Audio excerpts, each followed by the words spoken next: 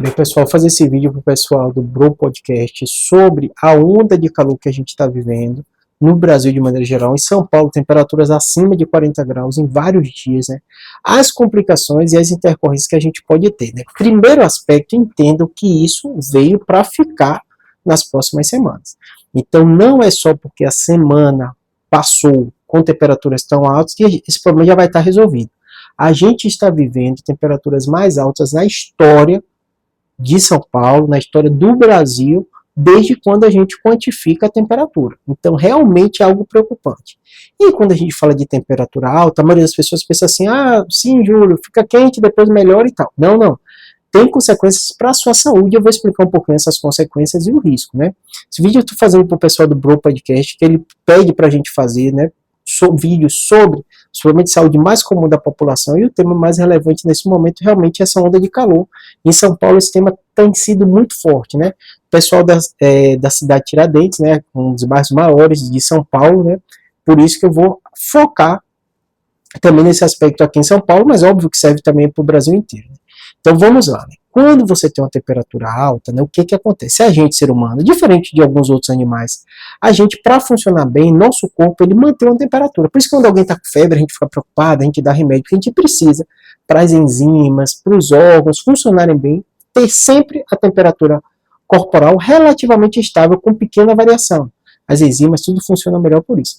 Então, nosso corpo, ele evoluiu, né, para ter mecanismo de proteção, que mesmo que a temperatura fique muito baixa ou muito alta, ele não muda essa temperatura interna do corpo. Esse é o primeiro aspecto para você entender. Ou seja, quando a temperatura externa muda, seu corpo faz de tudo para a interna não mudar. E aí, quando a temperatura está muito alta, ele aumenta a sudorese, por isso que a gente sua mais quando está com calor lá fora. Muitas vezes, né, o paciente tem a vasodilatação, então a pressão arterial pode se cair, o paciente sentir uma sensação de mal-estar, o paciente sentir como se fosse desmaiar, o paciente sentir uma coisa que a gente chama de pré-síncope, né? Ele tem aquela sensação de que a qualquer momento ele vai cair porque teve essa vasodilatação. E aí as consequências, né? Quando você sua muito, o que é que vai acontecer? Você suando, você está perdendo água. Seu corpo faz esse suor sair para justamente a temperatura reduzir, mais interna do corpo reduzir, mais isso acaba tendo consequências. Em especial a população pediátrica e a população idosa. Eles têm defesa um pouco pior para essas temperaturas altas. Então é muito comum desidratação em criança, podendo levar até morte, e desidratação no idoso. Por isso, essas duas populações você tem que ter uma atenção redobrada, hidratar bastante. A gente costuma dizer o número de 2, 3 litros, né? Mas varia de pessoa para pessoa, se a pessoa faz atividade física, está exposta ao sol, mas pode usar esse número como modelo. Hoje em dia no Google você encontra várias formas de você calcular, que até bota tipo de atividade que você faz, o peso que você tem, mas se você não conseguir isso, né, eu tiver alguma dificuldade, usa esse número, 2, 3 litros, que vai servir para grande parte da população. Hidratar bem. O idoso tem uma modificação no cérebro até no centro da sede, então o idoso ele sente menos sede. Então muitas vezes ele está desidratado sem reclamar de sede. E a criança tem a questão da informação, né, dela não conhecer direito o corpo também. Então hidratar e dar muita água à criança, se possível. Né? Óbvio que a população pediátrica vai ser uma quantidade de água menor, né, do que esses 2, 3 litros que a gente falou, mas o pai fica atento de dar bem água para a criança e controlar pelo xixi. Tanto idoso como criança, o xixi estando clarinho é o ideal. Então, o xixi está muito amarelo, né? Está meio chamando a atenção que pode estar desidratado.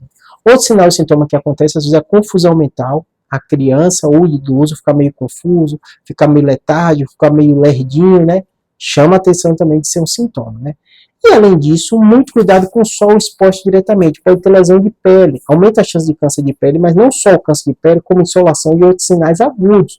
Né? A criança pode ter problema dermatológico agudo por causa do sol. O idoso também. O idoso tem uma pele mais frágil, muda o colágeno, muda uma série de coisas, então é muito comum eles terem lesão de pele aguda por causa do sol. Então bota uma proteção, bota um boné, bota um chapéu, não deixa ele exposto no sol, tá numa fila, tá em alguma coisa no carro, para na sombra, né?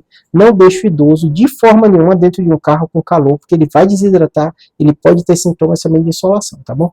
Essas são as recomendações mais relevantes. Fique atento, isso não é uma bobagem, isso é um tema relevante. Na Europa morreram milhares de pessoas na última onda de calor, né? O Brasil, a gente não tem dados tão adequados sobre isso, Estados Unidos tem também. muita gente morrendo por causa de calor, mas a gente vai ficar atento e se sair estatística aqui do Brasil ou de São Paulo, eu falo também, tá bom? Mas as temperaturas recordes já ligam o sinal de alerta pra gente, tá bom? Espero ter ajudado.